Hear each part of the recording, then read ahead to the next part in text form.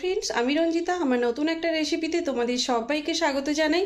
তো আজকে তোমাদের কাছে একটা নিরামিষ রেসিপি শেয়ার করব, সেটা হচ্ছে বাঁধাকপির ঘন্ট।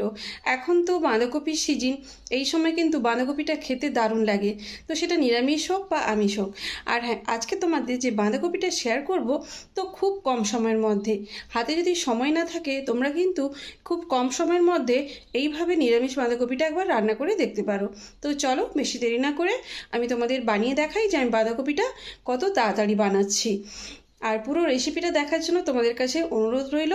তো চলো এখন রেসিপিটা শুরু করা যাক।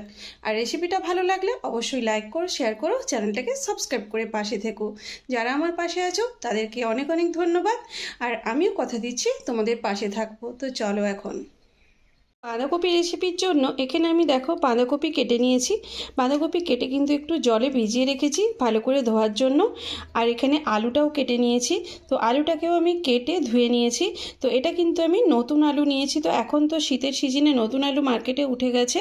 তো এই নতুন আলু দিয়ে বাঁধাকপি রেসিপিটা তোমাদের শেয়ার করব। তো চলো এখন আমি বাঁধাকপিটাকে সেদ্ধ করব। বাঁধাকপি সেদ্ধর জন্য আমি একটা কুকার নিয়েছি, তো এই কুকারের মধ্যে কিন্তু আমি বাঁধাকপিকে সেদ্ধ করব। তো বাঁধাকপিগুলো আমি দিয়ে দিলাম পুরোটা।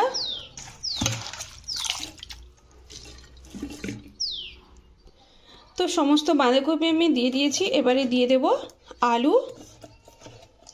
তো এই নতুন আলু দিয়ে বাঁধাকপিটা কিন্তু এখন নতুন আলু দিয়ে বাঁধাকপি একবার তোমরা ট্রাই করতে পারো, তো খুব ভালো লাগে।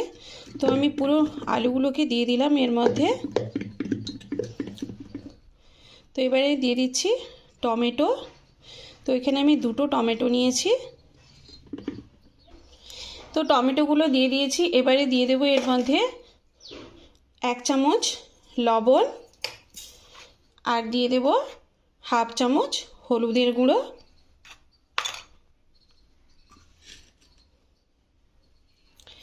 তারপরে দিয়ে দেব সামান্য জল। তো এই বাটিতে আমি 1 বাটি মতন জল দিলাম। এবারে জল দিয়ে আমি ঢাকাটা লাগিয়ে দেব। তো কুকারের ঢাকাটা আমি দিয়ে দিলাম। তো কুকারটা আমি ওভেনে বসিয়ে দিলাম। তো মাত্র 3 থেকে 4টে সিটি দিয়ে বাঁধাকপিটাকে সেদ্ধ করে নেব। বাঁধাকপিটা কিন্তু সেদ্ধ হয়ে গেছে। তো এবারে আমি কিন্তু মশলাটা বানাবো। তো বাঁধাকপিটা সেদ্ধ করে আমি এক সাইডে রেখেছি, কারণ কুকারটা ঠান্ডা হলে ঢাকাটা খুলবো। তো এখন আমি মশলাটা বানিয়ে নিই। তার জন্য দেখো আমি কড়াইটা বসে দিয়ে দিচ্ছি তেল। তো আমি রেসিপিটা কিন্তু সাদা তেলেই বানাবো, তোমরা এটা সর্ষে তেলেও বানাতে পারো। তো তেলটা গরম হয়ে গেছে, দিয়ে দেব ফোড়নে শুকনো লঙ্কা, দিয়ে দিচ্ছি 2টো তেজপাতা, আর দিয়ে দিচ্ছি 5 ফোড়ন। তো এবারে ফোড়নটাকে একটু ভেজে নিতে হবে। তো ফোড়নগুলো ভাজা হয়ে গেছে। তো এবারে আমি আদাটা দিয়ে দেবো।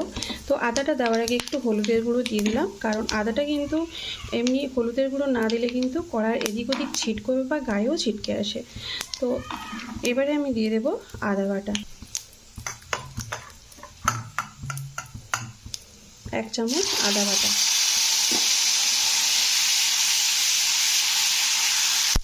আদাটাকে তেলের মধ্যে একটু কষে নিয়ে এবারে আমি দিয়ে দিচ্ছি এতে 1 চামচ লঙ্কার গুঁড়ো।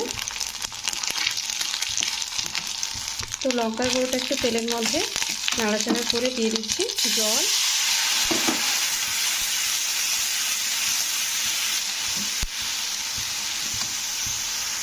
তো আদাটাকে একটু কষে নিতে হবে।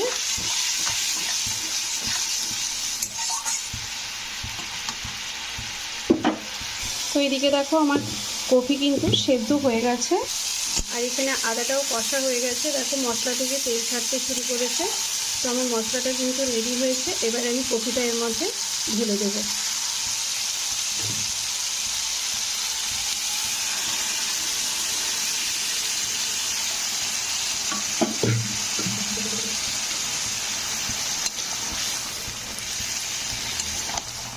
তো কপিটা দিয়ে একটু নাড়াচাড়া করে দিতে হবে।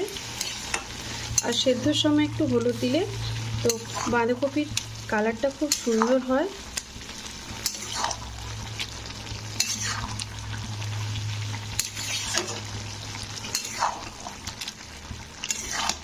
তো তোমরা একবার এইভাবে বানিয়ে নিতে পারো খুব কম সময়ের মধ্যে। আর কেমন লাগলো তোমাদের কাছে রেসিপিটা অবশ্যই কমেন্ট করে জানিও।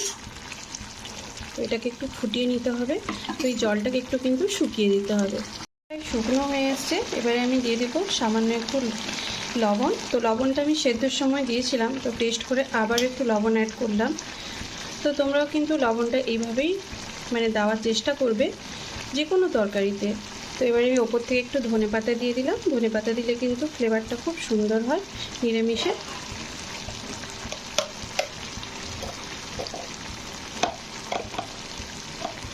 তো সবশেষে দিয়ে দিতে হবে একটু ঘি।